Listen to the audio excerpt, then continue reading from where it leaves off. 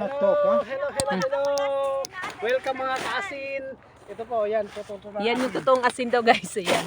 Ayan. Kasi sinasabi ko sa inyo dati naka-vlog ako ng gabi.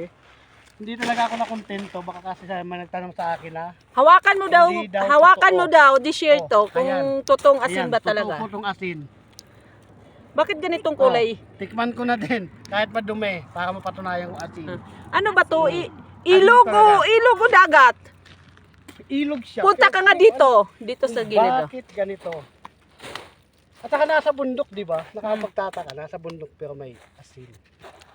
Yun, Yun lang po guys. Yun ang pinakamaganda doon, no?